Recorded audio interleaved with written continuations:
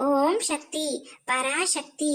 என் அன்பு குழந்தையே, உன் துணை இன்று அவருடைய இல்லத்தில் ஒரு அதிர்ச்சியான செய்தியை கூறிவிட்டார் தங்கமே.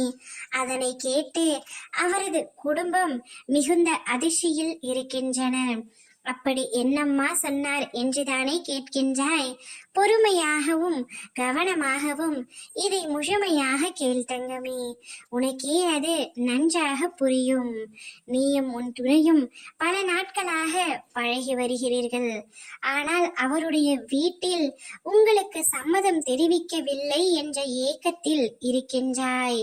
ஆனால் இன்று உன் துணை உனக்கு சாதகமாகவும் அவருடைய குடும்பத்திற்கு எதிராகவும் பேசியதை நினைத்தே அவரது குடும்பத்தினர் அனைவரும் அதிர்ச்சியில் திளைத்துள்ளனர். தங்கமே, அவர் உன் மீது அளவு கடந்த அன்பினை வைத்துள்ளதால் மட்டுமே உனக்கு சாதகமாக அவர் பேசியுள்ளார்.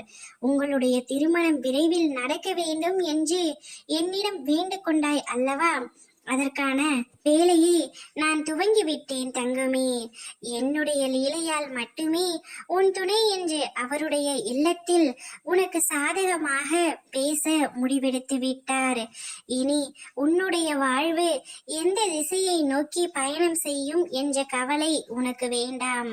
உன் துணையை நீ சில சமயத்தில் நம்பாமல் இருக்கின்றாய். முழு நம்பிக்கை அவர் மீது வை தங்கமே. அவர் உன்னை அதிகமாக நேசிக்கின்றார். அதனால்தான் அவர் குடும்பத்தையும் மீறி உன்னை பற்றி அவர்களிடம் கூறியிருக்கின்றார். நீயும் உன் துணையும் நிச்சயமாக ஒன்றாக சேர்ந்து வாழத்தான் போகிறீர்கள். இந்த அம்மாவின் ஆசை எப்பொழுதும் உங்களுடன் இருக்கும். ஓம் சக்தி, பராசக்தி.